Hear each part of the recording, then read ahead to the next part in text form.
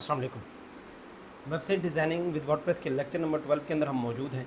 आज के इस लेक्चर के अंदर हम देखेंगे कि हमने हीरो सेक्शन के बाद जो अदर सेक्शंस क्रिएट करने हैं वर्डप्रेस के अंदर एलिमेंटोर के ज़रिए वो कैसे करेंगे।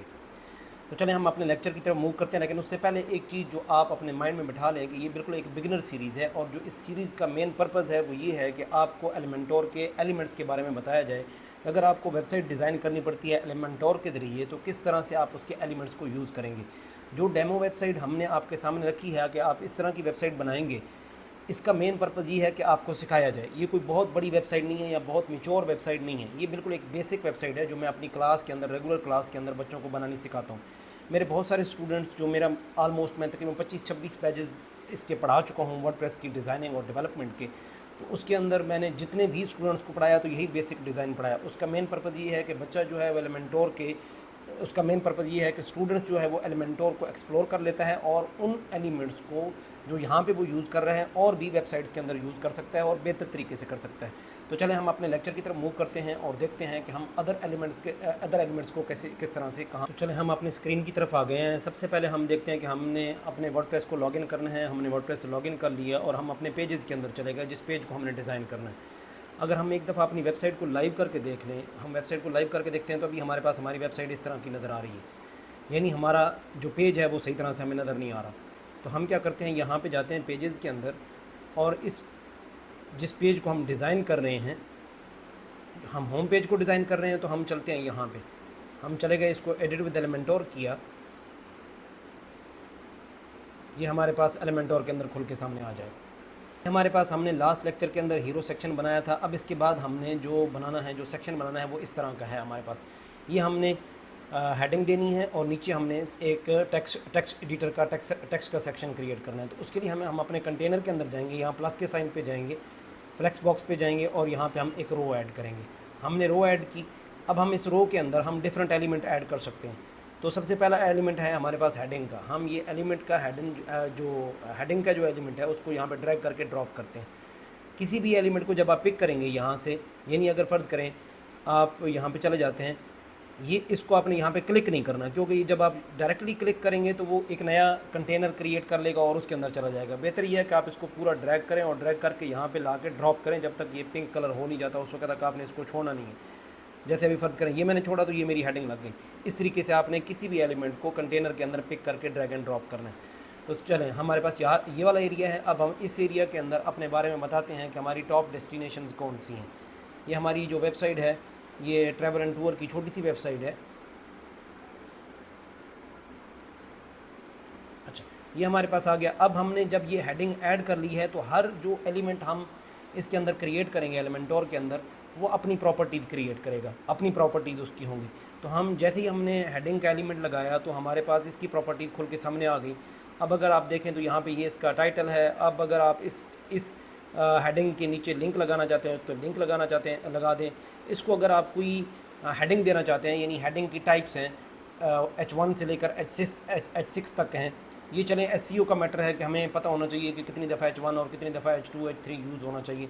इसको भी हम डिस्कस नहीं करते, लेकिन एक इतनी सी बात बता देता हूँ कि हर वेबसाइट के अंदर, यानी हर पेज के अंदर H1 एक दफ़ा यूज़ होता है टोटल। उसके बाद अगर यूज़ होगा तो वो H2 यूज़ होगा, H3 यूज़ होगा। H2 भी पेरेंट होता है और H3 उसका चाइल्ड होता है। तो ये हमने पेरेंट और चाइल्ड की हायरार्की बना के रखनी है।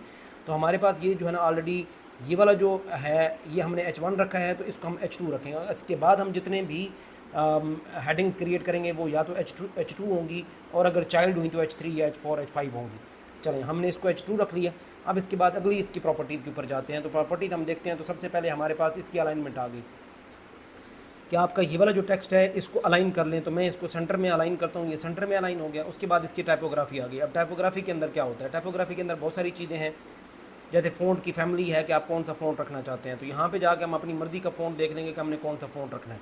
तो चलें, हम अभी जो मैं फ़ॉन्ट रखने जा रहा हूँ वो है पॉपिंस। मैंने इस जगह का जो फ़ॉन्ट रखा है वो पॉपिंस है।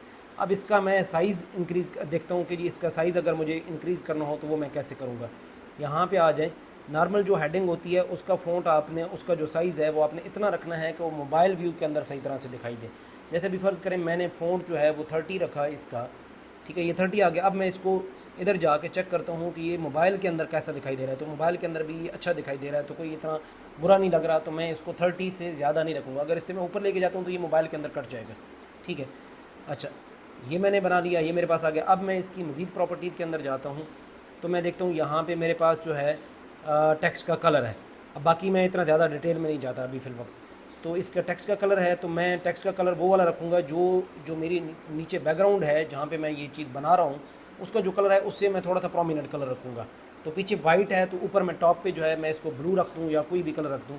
जैसे अभी फ़र्ज़ करें मैं ब्लू की सीरीज़ के अंदर चला जाता हूँ, यहाँ पे मेरे पास कलर पैलेट है पूरा, इसके अंदर जाके मैंने ये वाला कलर रख दिया। वैसे किसी भी कंपनी का कलर कोड जो है वो ऑलरेडी डिसाइडेड होता है, तो आपने वही कलर जो है वो 3-4 कलर होते हैं, वही कलर आपने पूरी वेबसाइट के अंदर यूज़ करने थे। लेकिन चलें, ये जब आपका क्लाइंट आपको बताएगा उस हिसाब से आपने कर लेना है। हर कलर का अपना एक कोड होता है।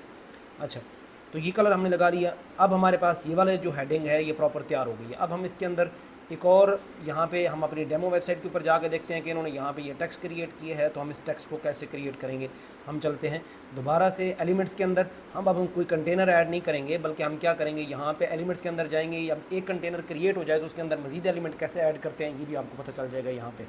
तो चले, हमने टेक्स्ट एडिटर को पिक किया, यहाँ से हम गए और ये हमने यहाँ पर जाके ड्रॉप कर दिया। ये मैंने ड्रॉप कर दिया। तो अब मेरे पास ये जो टेक्स्ट का एलिमेंट यानी जो टेक्स्ट का एडिटर है वो खुल गया। अब मैं यहाँ पे अपनी मर्ज़ी का टेक्स्ट पुट कर सकता हूँ।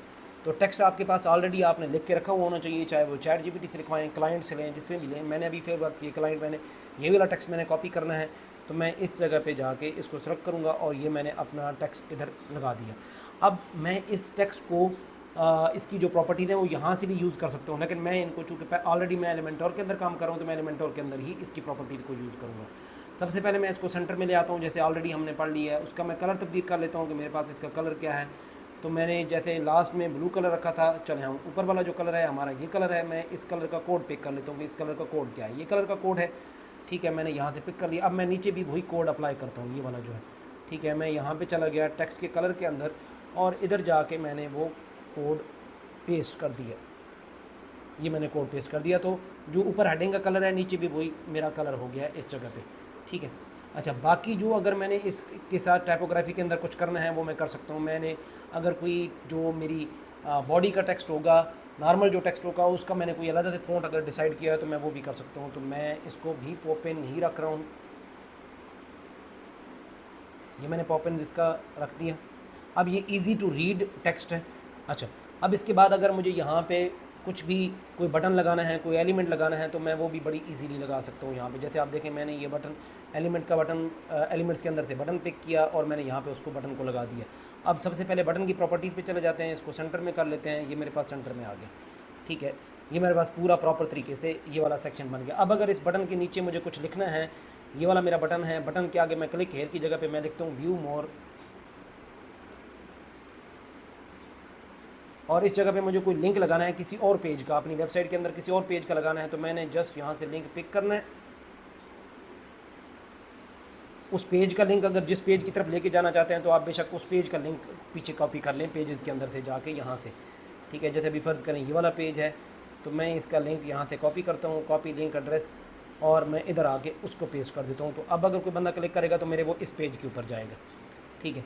अच्छा, इसके बाद आगे इस बटन की प्रॉपर्टीज़ हैं। ऑलरेडी मैं इन बटन की प्रॉपर्टीज़ को देख लेता हूँ कि जी जो मेरे पास जो टेक्स्ट का कलर है वो वाइट है, इसका जो बैकग्राउंड टाइप है वो ये है। मैंने इसका कलर फ़र्ज़ करें ये इसका बैकग्राउंड टाइप है, मुझे इसका कलर ये वाला देना है, ठीक है। ये कलर मैं यानी जो ऑलरेडी मैं कलर लगा चुका हूँ मैंने यही कलर देना है इसको। तो मैं इस कलर का कोड एक दफ़ा फिर से कॉपी कर लेता हूँ यहाँ से। इस कलर कोड को आप ऑलरेडी किस जगह पिक करके रख लें।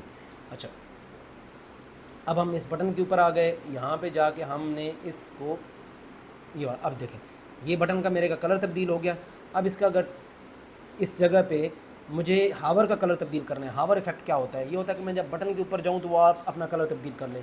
तो मैं यहाँ पे हावर पे जाके क्लिक करता हूँ और जो मेरा बैकग्राउंड कलर है उसको मैं कोई और कलर दे देता हूँ। जैसे अभी फ़र्ज़ करें मैंने ये रेड दे दिया है, तो अब जैसे देखें मैं जैसे ही इसके ऊपर पहुँचूँगा तो मेरा ये कलर जो है वो रेड हो रहा है, ठीक है। इसी तरह मैं इसको बॉर्डर वगैरह और बाकी चीज़ें भी दे सकता हूँ। लेकिन अभी फ़िल वक्त के लिए इतना काफ़ी है कि आज के लेक्चर के हमने अंदर क्या सीखा कि हमने जब टेक्स्ट लिखना हो, हेडिंग देनी हो और नीचे बटन लगाना हो तो हम एलिमेंटोर के एलिमेंट्स को यूज़ करके कैसे इस काम को करेंगे।